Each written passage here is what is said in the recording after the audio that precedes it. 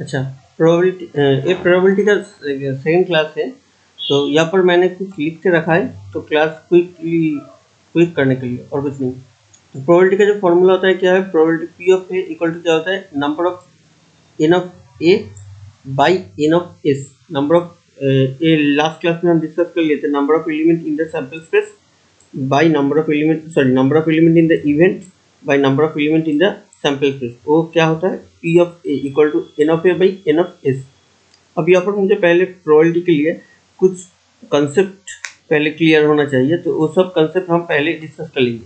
तो type 1, type 2, type 3 ऐसे करके मैंने तीनों टाइप को डिस्कस करने के लिए हमने यहाँ पर लिख के रखा है। तो टाइप 1 क्या है, यहाँ पर 2 अर्न है। अर्न मतलब बॉक्स, ठीक है, बॉक्स भी कह सकते हो। तो प्रोबेबिलिटी में उसको अर्न ही कहा जाता है, तो हमने इसलिए अर्न ही कहा है। तो अर्न 1 एंड अर्न 2। अर्न 1 में क्या हुए, रेड बॉल और ग्रीन बॉल है। रेड बॉल कितना है, 4। और क्या है, ग्रीन बॉल। ग्रीन बॉल कितना है, ग्रीन बॉल है 5 ग्रीन बॉल है, ठीक है।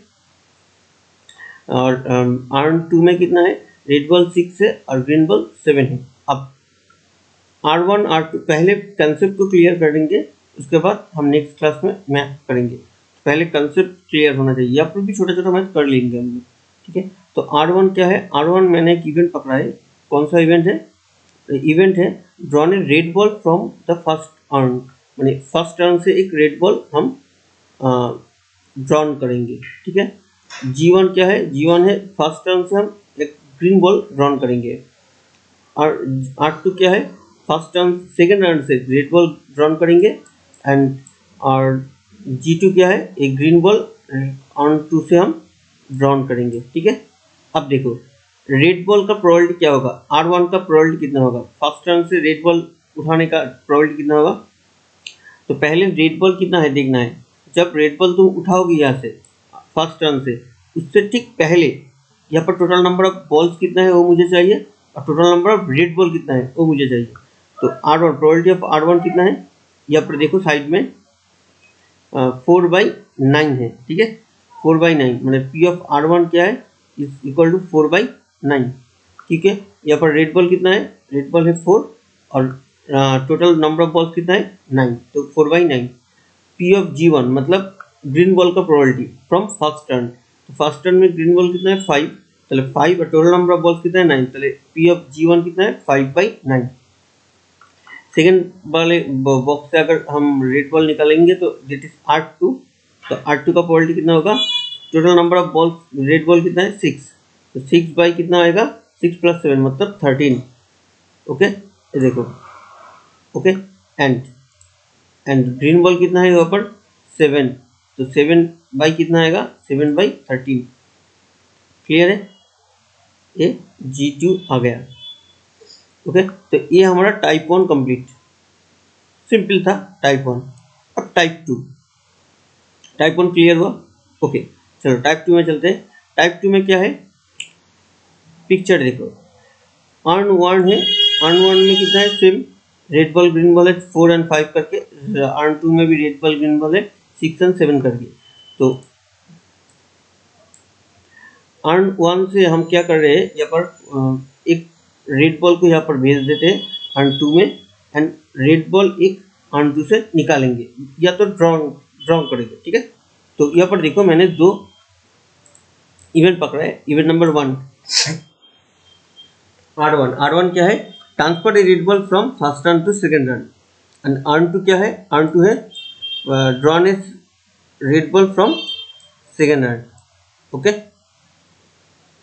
तो मुझे मिल गया R1 और R2 क्या है, सॉरी रेड R1 R2 क्या है, क्लियर है, ओके। मतलब यहाँ से रेड बॉल एक जाएगा यहाँ पर, और यहाँ से एक रेड बॉल ड्रॉन होगा, वह उठेगा, ठीक है। R1 R2 क्लियर है। अब मेरा क्वेश्चन क्या है, क्वेश्चन है यही, मुझे किसका प्रोबेबिलिटी निकालने के लिए कहा गया है, या यहाँ पर देखना क्लियरली, ओके। क्या यहाँ पर लिखा हुआ है, प्रोबेबिलिटी ऑफ द इवेंट, क्या इवेंट क्या है, a red ball drawn from urn 2, मतलब red ball drawn from urn 2 मतलब जो रेड बॉल है अर्न 2 से उठाया गया है उसका प्रोबेबिलिटी चाहिए। बट यहाँ पर कुछ और भी है, क्या है, गिवन दैट, नोन दैट या व्हेन, ये तीनों वर्ड वहाँ पर रह सकते हैं। गिवन दैट, नोन दैट या व्हेन, ठीक है। और एक भी वर्ड रह सकता है इफ, ये भी वर्ड चाह रह भी सकता है इफ, एक ही मतलब है सबका, ठीक है। इफ क्या, a red ball transfer from urn 1 to urn 2, मतलब मुझे प्रोबेबिलिटी चाहिए किसका, सेकेंड अर्न से रेड बॉल उठाने का प्रोबेबिलिटी चाहिए, बट एक रेड बॉल फर्स्ट टर्न से सेकेंड अर्न में आया है। तो देखो जब फर्स्ट टर्न से सेकेंड अर्न तक एक रेड बॉल आएगा तब यहाँ पर नंबर ऑफ बॉल चेंज हो जाएगा। जैसे जैसे रेड बॉल कितना हो जाएगा, तब यहाँ पर था कितना सेकेंड अर्न में 6, अब हो कितना जाएगा 7, ग्रीन बॉल बढ़ेगा नहीं, वही जाएगा 7, मतलब टोटल नंबर ऑफ बॉल्स कितना हो जाएगा, इट्स 14, बट था कितना 13, टोटल नंबर ऑफ बॉल्स था 13, आ गया 14, मतलब total number of balls change होगा, ठीक है। उसके साथ रेड बॉल का प्रोबेबिलिटी भी चेंज होगा, क्योंकि पहले तो 6 था, अब वो 7 हो गया है। तो उसको नोटेट कैसे करें, डिनोट कैसे करेंगे, सिर्फ अगर अच्छी तरीके से समझ लेना, सिर्फ यहाँ से कुछ नहीं, सिर्फ अगर ऐसा कहता कि सेकेंड रन से एक रेड बॉल उठाना है, तब हम ये 8-2 वाला, ये जो 8-2 वाला था वही करते 6/13, बट यहाँ पर वो नहीं कहा गया है, यहाँ पर कहा गया है एक red ball from first to second run आएगा, उसके बाद रेड बॉल यहाँ से उठेगा, मतलब प्रोबेबिलिटी मुझे सिर्फ सेकेंड रन से रेड बॉल उठाने के लिए उठाने वाला पोर्शन ही चाहिए, बट एक कंडीशन है कि पहले एक बॉल यहाँ पर आएगा। तो जिसका प्रोबेबिलिटी चाहिए उसको मुझे ऊपर लिखना है, याद रखना है, जिसका प्रोबेबिलिटी चाहिए उसको मुझे ऊपर लिखना है। एंड जो पहला इवेंट हो गया है, मतलब ये वाला इवेंट जो फर्स्ट टर्न से सेकेंड टर्न तक एक बॉल गया है, एक बॉल गया है, ये वाला पहले घट गया है, तो वो वाला पोर्शन नीचे जाएगा। तो हम कैसे डिनोट करेंगे, पी ऑफ, जिसका प्रोबेबिलिटी चाहिए उसको ऊपर लिखेंगे, स्लैश देंगे, जो इवेंट पहले घट गया है उसको नीचे लिखेंगे। ये नोटेशन है और कुछ नहीं, ये नोटेशन है, ठीक है। तो इसको कैलकुलेट कैसे करेंगे, कैलकुलेट करने के लिए कुछ नहीं, इसका फॉर्मूला है, बट अभी हम फॉर्मूला में जाएंगे नहीं, ठीक है। तो ये क्या है, पी ऑफ R2/R1, तो नंबर ऑफ, यहाँ पर एक रेड बॉल आया है फर्स्ट टू सेकंड, तो टोटल नंबर ऑफ बॉल कितना हो गया, रेड बॉल 7, मुझे तो 7 रेड बॉल का ही प्रोबेबिलिटी चाहिए, याद रखना है, मुझे रेड बॉल का ही प्रोबेबिलिटी चाहिए, ठीक है। मैंने सेकेंड रन से रेड बॉल उठाने का, सेकेंड रन में रेड बॉल कितना था 7, टोटल नंबर ऑफ बॉल्स कितना है 14, मतलब हाफ। क्लियर है। तो ये वाला क्वेश्चन फिर से देख लो, probability of the event a red ball drawn from urn 2, मतलब अर्न 2 से रेड बॉल उठाने का प्रोबेबिलिटी चाहिए, ठीक है। गिवन दैट, नोन दैट व व्हेन, ऐसा अगर कुछ वर्ड होगा दैट मीन्स वहाँ पर कंडीशन है, दैट मीन्स यहाँ पर जो प्रोबेबिलिटी होगा इसको हम कहेंगे कंडीशनल प्रोबेबिलिटी, ठीक है। देखो यहाँ पर हम साइड में लिख के रखा है, तो गिवन दैट ऐसा हो सकता है, और जिसको ऑकर फर्स्ट, मतलब वो वाला क्वेश्चन फर्स्ट ऑकर करेगा, ठीक है। तो जिसका प्रोबेबिलिटी चाहिए वो ऊपर लिखेंगे, ओके। अच्छा ठीक है, और एक एग्जांपल कर लेते हैं, यहाँ पर देखो, यहाँ पर करके रखा है हमने, P of R2/G1, मतलब क्या है, मतलब फर्स्ट टर्न से सेकेंड अर्न तक, अर्न में एक ग्रीन बॉल गया है, ठीक है। तब टोटल नंबर ऑफ बॉल्स कितना होगा, पहले कितना था, टोटल नंबर ऑफ बॉल्स कितना था पहले 13, अब कितना हो गया 14 हो जाएगा। क्या, यहाँ से एक ग्रीन बॉल आएगा, अगर एक ग्रीन बॉल आएगा तो number of green ball change होगा, कितना होगा number of green ball 8, red ball तो 6 ही रहेगा, ओके। नंबर ऑफ बॉल्स कितना 14, नंबर ऑफ बॉल्स कितना है 14। चाहिए क्या, चाहिए हमें क्या, हमें किसका प्रोबेबिलिटी चाहिए, रेड बॉल का, तो नंबर ऑफ रेड बॉल कितना है अभी इन दैट टाइम 6, मतलब 6/14, क्लियर। पी ऑफ ऊपर लिखते हैं, यहाँ पर लिखते हैं, समझ में आएगा आसानी से। पी ऑफ G2/G1, इसका मतलब क्या है, मतलब यहाँ से एक ग्रीन बॉल गया है, नंबर ऑफ ग्रीन बॉल कितना होगा 8, मतलब टोटल नंबर ऑफ बॉल 14, और चाहिए प्रोबेबिलिटी किसका, प्रोबेबिलिटी चाहिए मुझे G2, मतलब यहाँ से ग्रीन बॉल उठाने का प्रोबेबिलिटी, मतलब यहाँ पर नंबर ऑफ ग्रीन बॉल कितना है 8, दैट इज 8/14 होगा, क्लियर है। तो जिसका प्रोबेबिलिटी चाहिए उसको ऊपर लिखना है, उसको ही कैलकुलेट करना है, और G1 ये सब नोटेशन है, कौन सा बॉल यहाँ से यहाँ तक आ रहा है, उसके अकॉर्डिंग नंबर ऑफ रेड या ग्रीन या total number of balls change होगा। आई थिंक क्लियर, अच्छा क्लियर है, ओके। अच्छा, और एक सब तो कर लिए। हाँ, और एक कर लेते। तो पी ऑफ G2/R1, ये वाला कर लेते। क्या होगा G2/R1? मतलब यहाँ से एक क्या आया है, एक रेड बॉल आया था। नंबर ऑफ रेड बॉल कितना होगा 7, ग्रीन बॉल कितना है 7 ही है। अब मतलब टोटल नंबर ऑफ बॉल्स कितना है 14। किसका क्वालिटी चाहिए G2 का, मतलब यहाँ से ग्रीन बॉल उठेगा, ग्रीन बॉल उठेगा सेकंड राउंड से, तब ग्रीन बॉल कितना है 7, मतलब हाफ। क्लियर है? ओके।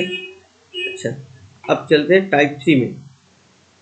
टाइप 3 में क्या होगा, टाइप 3 में क्वेश्चन कुछ अलग सा है। तो टाइप 3 से पहले थोड़ा एक फॉर्मूला हम देख लेते हैं। ये वाला फॉर्मूला पहले हम देख लेंगे। P of A by B, इसका फॉर्मूला क्या है? P of A by B का फॉर्मूला है P of A intersection B by P of B. तो यहाँ से देखो ये वाला फॉर्मूला आ रहा है, ठीक है, क्योंकि इसको अगर यहाँ पर इंटू करेंगे तो ये वाला फॉर्मूला आ जाएगा। उल्टा पी ऑफ बी बाई ए, तब क्या होगा पी बाई बी ऑफ ए, मतलब इन दोनों का इंटरसेक्शन बाई, मतलब बी और ए का इंटरसेक्शन बाई पी ऑफ ए, ठीक है, पी ऑफ ए। ओके, अब इसको अगर यहाँ पर इंटू करेंगे तो क्या आएगा पी ऑफ ए इंटरसेक्शन, इसको बी इंटरसेक्शन ए, मतलब ये तो ए इंटरसेक्शन बी एक ही होता है। मतलब P of A intersection B क्या होगा पी ऑफ ए, या ए वाला क्वेश्चन यहाँ पर इंटू होगा, ये वाला क्वेश्चन यहाँ पर इंटू होगा, तो P of A into P of B by A. Clear है? अच्छा, बहुत सारे लोगों को ये डाउट है sir P of B by A मतलब क्या, ऐसा P of B by A मतलब P of B by P of A? एकदम नहीं, इसलिए मैंने इसको अलग से लिख के रखा है। ये नोट है, याद रखना है, ऐसा गलती नहीं करना है। अच्छा, अब टाइप 3 में चलते हैं। फॉर्मूला क्लियर हुआ? ठीक है, फॉर्मूला, ये फॉर्मूला है और ये वाला एक फॉर्मूला है नीचे वाला। तो कोई भी फॉर्मूला यूज कर सकते हैं किसी भी टाइम। जो वाला पोर्शन नीचे रहेगा, यहाँ पर बी नीचे है इसलिए पी ऑफ बी सामने सामने आएगा। यहाँ पर ए नीचे है तो पी ऑफ ए सामने आएगा। मतलब ए और बी, इसके अंदर P of A intersection B, इसमें कौन सा होगा फॉर्मूला, 1 नंबर या 2 नंबर, वो डिपेंड करेगा कौन सा इवेंट पहले घटा है। अगर ए इवेंट पहले घटा है तब पी ऑफ ए पहले आएगा, तो सेकंड वाला क्वेश्चन में हम पी ऑफ बी बाई ए लिखेंगे। क्लियर है? ओके, चलो नेक्स्ट चलते हैं टाइप 3 में। टाइप 3 में क्या है, सेम पिक्चर सेम है। रेड और ग्रीन बॉल दिया हुआ है 4 और 5 करके, और यहाँ पर भी रेड एंड ग्रीन बॉल दिया हुआ है। अब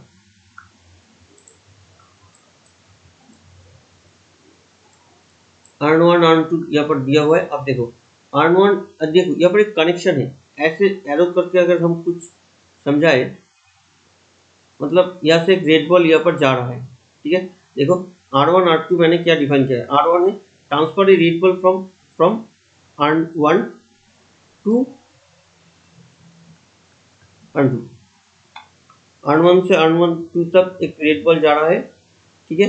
मतलब they are connected, unit R1 and R2 are connected.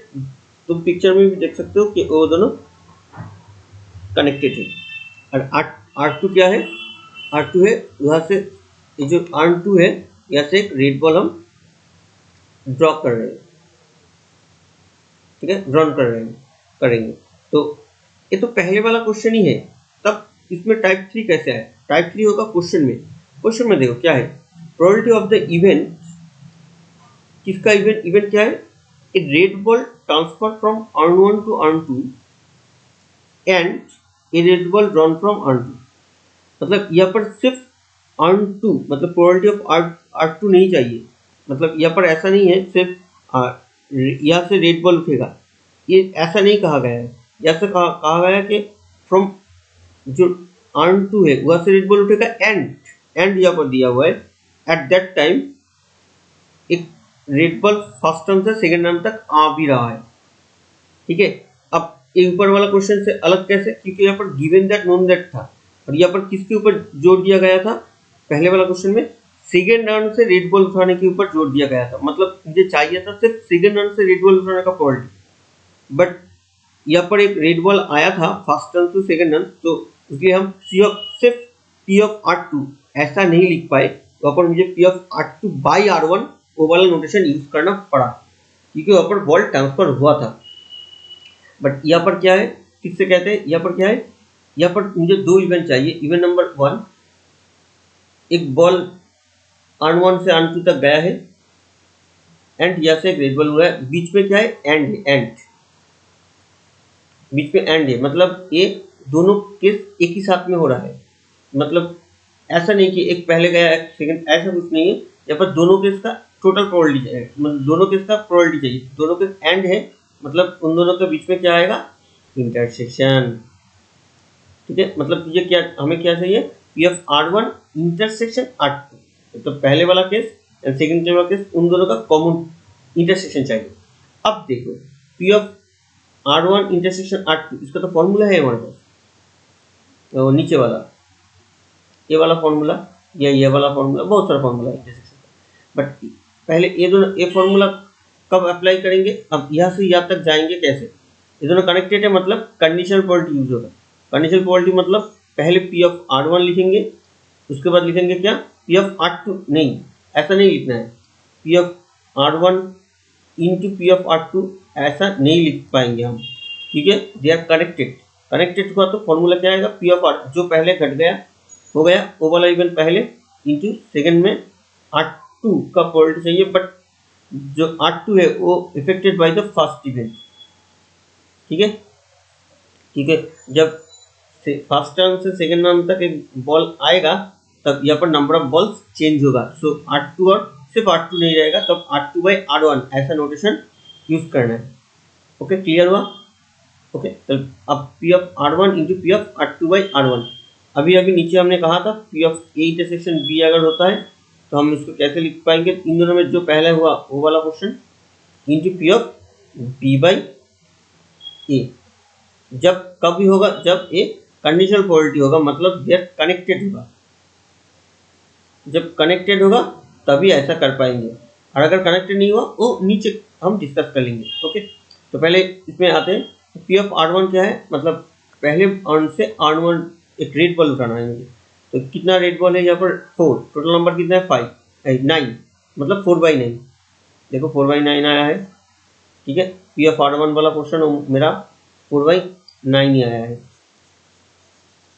ठीक है, और अब यहाँ से एक रेड बॉल यहाँ पर गया है, गया, जब यहाँ पर रेड बॉल जाएगा तो यहाँ पर नंबर ऑफ रेड बॉल कितना हो जाएगा, 7, टोटल ग्रीन बॉल 7 ही रहेगा, टोटल नंबर ऑफ बॉल्स कितना 4, तब यहाँ पर क्या चाहिए मुझे, R two by R one, R two by R one मतलब रेड बॉल का ही प्रोबेबिलिटी चाहिए सेकेंड रन से, यहाँ से रेड बॉल का प्रोबेबिलिटी, मतलब रेड बॉल कितना है 7, टोटल नंबर ऑफ बॉल्स कितना है 14, मतलब 7/14। देखो क्लियर है, अब इसको बाकी का कैलकुलेशन तुम लोग कर पाओगे।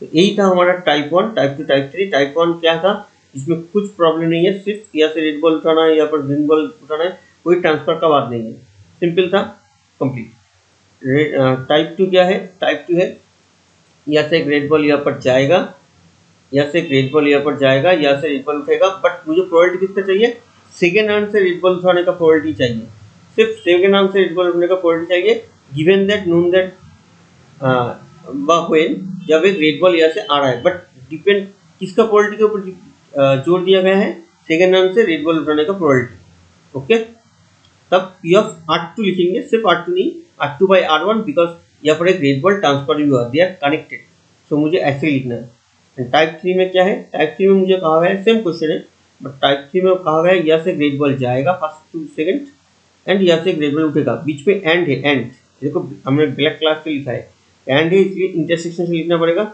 अभी ये वाला इंटरसेक्शन अगर कनेक्टेड है, दोनों R one R two connected है, तो कनेक्टेड क्यों, क्योंकि फर्स्ट टर्न से सेकेंड टर्न तक एक बॉल जा रहा है, तो कनेक्टेड, ये देखो एरो मार्क करके ऐसा कर पाओगे तो दे आर कनेक्टेड हो गया। ठीक है, तब P of R one into P of R two by R one, इस फॉर्मूला में तोड़ेंगे, फॉर्मूला हम नीचे डिस्कस कर लीजिए।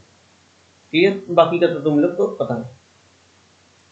ओके, अच्छा, अब आ रहा है टाइप 4। टाइप 4 क्या है? If they are not connected. They are not connected मतलब क्वेश्चन यही है कि पहले अर्न जो है वह से ग्रेड बल उठेगा, सेकेंड अर्न जो है वह से रेड बल उठेगा, और कुछ नहीं। मतलब हम दोनों हाथों से एक एक करके रेड बॉल फर्स्ट अर्न से और एक हाथ से और अलग हाथ से रेड बॉल सेकेंड अर्न से उठा सकते हैं। तो दे आर नॉट कनेक्टेड। अगर कनेक्टेड नहीं होगा तो दे आर क्या, तब इन दोनों क्या होगा? They are independent. तब ये R1 और R2 ये दोनों यहाँ पर इंडिपेंडेंट है, इंडिपेंडेंट इवेंट है। ठीक है, तो ऊपर वाला देखो हमने थ्योरी के जैसा लिखा है, अगर if A and B are independent event then intersection कैसे काउंट करेंगे? P of A into P of B ऐसे काउंट करेंगे। ठीक है, P of A into P of B ऐसे काउंट करेंगे, जस्ट इंटू में तोड़ देंगे। तो यहाँ पर भी देखो ऐसे ही करेंगे। यहाँ पर क्वेश्चन तो क्लियर हो गया। R1 से एक रेड बॉल उठाना है, R2 से रेड बॉल उठाना है। तो R1 और R2 से एक रेड बॉल उठाएंगे, एंड है बीच में, हमने क्वेश्चन में कहा है या से रेड बॉल उठाएंगे and second answer red ball उठाएंगे, तो बीच में एंड है। तो अब R1 और R2 यहाँ पर क्या है? इंडिपेंडेंट है। क्यों? क्योंकि इन दोनों के बीच में कोई कनेक्शन है नहीं। तो ये दोनों सिर्फ फॉर्मूला के जैसे P of A into P of B मतलब P of R1 into P of R2 में तोड़ेगा। ठीक है, तो पी ऑफ R1 कितना है? पहले यहाँ पर रेड बॉल कितना है? 4, तो 4/9 हो गया, और सेकेंड रन में 6/13। क्लियर? Okay, clear? इतना तक क्लियर है? तो मतलब इंडिपेंडेंट हो गए। अब क्वेश्चन में इंडिपेंडेंट की जगह या कंडीशनल क्वालिटी की जगह दो अलग अलग वर्ड रह सकता है।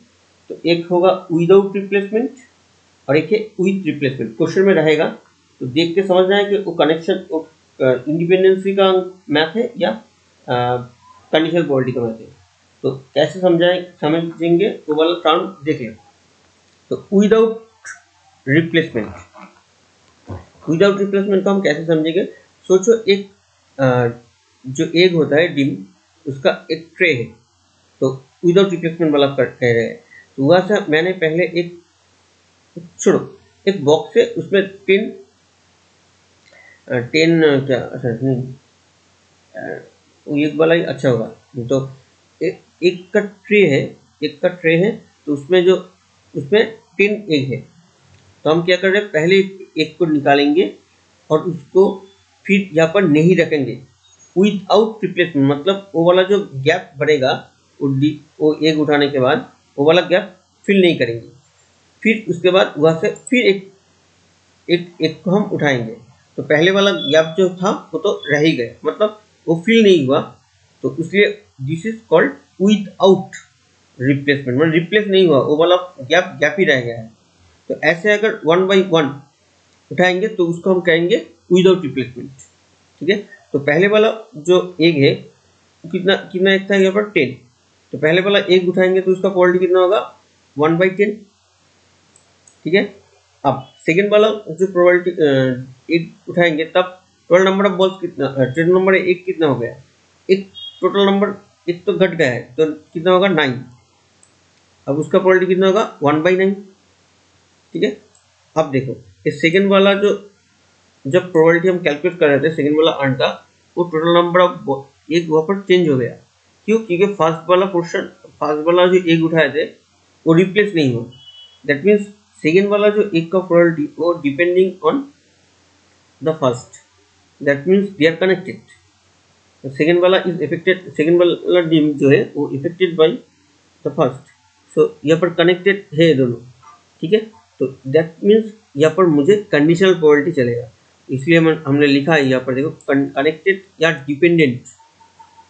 विदाउट रिप्लेसमेंट मतलब डिपेंडेंट और कनेक्टेड। ठीक है, तो यहाँ पर कंडीशनल प्रोबेबिलिटी का फॉर्मूला चलाएंगे, मतलब पी ऑफ पहले कौन सा हो रहा है? पी ऑफ डी, तो P of D1 into P of D2 ऐसे नहीं लिख सकते। P of D1 into P of D2 ऐसा यहाँ पर नहीं लिख सकेंगे, क्योंकि ये वाला क्वेश्चन इंडिपेंडेंट नहीं है, कनेक्टेड है। तो कंडीशनल क्वालिटी के नोटेशन यूज करना पड़ेगा। अब इसका कैलकुलेशन तो हमने यहाँ पर करवाए थे, आ गया। क्लियर? अब क्या? With replacement. देखो विथ रिप्लेसमेंट में क्या है? सेम क्वेश्चन यहाँ पर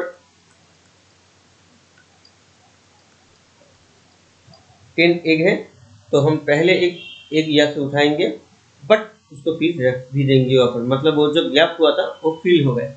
अब सेकंड वाला एग उठाएंगे उसका प्रोबेबिलिटी काउंट करेंगे। तो पहले जो एग उठाएंगे उसका प्रोबेबिलिटी क्या होगा 1/10, क्योंकि 10 था उसमें एक उठाए थे, अब उसको रख दिए। सेकंड और कोई एक को अगर उठाएंगे उसका प्रोबेबिलिटी कितना होगा, फिर देखो यहाँ पर नंबर एक कितना है 10 है, ठीक है, मतलब नंबर ऑफ एक कितना है 10, मतलब यहाँ पर सेकंड वाला पोर्शन सेकंड का भी प्रोबेबिलिटी कितना होगा 1/10, मतलब ये वाला portion number of balls number of एक चेंज नहीं हुआ, टोटल नंबर ऑफ एक चेंज नहीं हुआ। तो सेकंड वाला जो उठाए थे वो फर्स्ट जो एक थे उसके वो इफेक्ट नहीं हुआ, टोटल नंबर सेम ही रहेगा, ठीक है, that means they are independent. इसके ऊपर सेकंड वाला जो एग है वो फर्स्ट के लिए इफेक्ट नहीं हुआ, ठीक है, तो that means they are not connected, ठीक है। इफेक्ट अगर होता तो कनेक्टेड होता, अगर इफेक्ट नहीं होगा तो इंडिपेंडेंट होगा, दैट मीन्स दोनों not connected, they are independent. तो हमने यहाँ पे लिखा है, इसको टर्म लिखा है, देखो, not dependent, not connected, independent, मतलब एक ही है, ठीक है।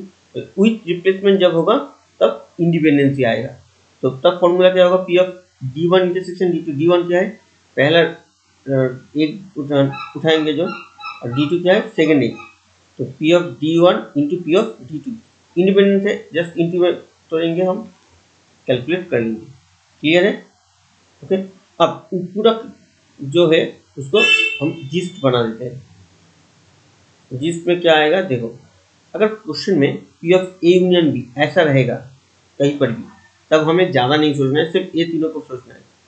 क्या डायरेक्टली वैल्यू निकल सकता है, निकल जाएगा शायद। डायरेक्टली वैल्यू मतलब पी ऑफ डायरेक्ट वैल्यू मतलब ए यूनियन बी, मतलब डायरेक्ट वैल्यू निकल सकता है, या तो ए और बी म्यूचुअली एक्सक्लूसिव हो सकता है, मतलब P of A plus P of B हो सकता है, ये हमने पहले क्लास में डिस्कस कर लिए थे। और या तो ए वाला सिंगल जो एक नंबर वाला फॉर्मूला था यूनियन को, तो यूनियन वाला क्वेश्चन रहेगा तो ये तीनों होगा, इसको छोड़कर कुछ और नहीं सोचना है मैथ का, ठीक है। और अगर इंटरसेक्शन होगा तो जिस्ट है पूरा क्लास का, तो दो क्लास का जिस्ट है, तो अगर इंटरसेक्शन रहेगा तो क्या, इंटरसेक्शन में जीटी वैल्यू निकल सकता है, अगर म्यूचुअली एक्सक्लूसिव हुआ तब म्यूचुअली एक्सक्लूसिव होगा तो 0 आ सकता है, या तो क्या हो सकता है कनेक्टेड, मतलब या तो विदाउट रिप्लेसमेंट, ऐसा अगर वर्ड हुआ तो कंडीशनल प्रोबेबिलिटी आ सकता है, और अगर इंडिपेंडेंट हुआ या तो विथ रिप्लेसमेंट ऐसा वर्ड रहेगा तो इनटू में हम तोड़ पाएंगे, क्लियर है। तो इतना ही ठीक है, और एक छोटा कह देते, क्लियर है, तो इंटरसेक्शन रहेगा तो इतना ही सोचना है। अच्छा, और क्या है, डी मॉर्गन्स लॉ, ये मुझे चाहिए, इस सेट में हमने 11 में कर लिए थे, तो फॉर्मूला देख लो, हमने यहाँ पर लिख के रखा है, ए यूनियन बी बार मतलब ए बार इंटरसेक्शन बी बार, और ए बार इंटरसेक्शन बी बार मतलब ए बार यूनियन बी बार, ठीक है। इसका कैलकुलेशन कैसे करेंगे, ऐसे एक कैलकुलेशन वाला हमने कर लिया है, यहाँ पर ए यूनियन बी रहेगा तो ऐसे कैलकुलेशन करेंगे। हम जब कैलकुलेशन वाला छोटा क्लास करेंगे तब हम फिर से इसको डिस्कस कर लेंगे, फिर भी इतना तक आज रहेगा, ओके। तो आज है हमारा 5 12 2 ओके, दिस सेकेंड क्लास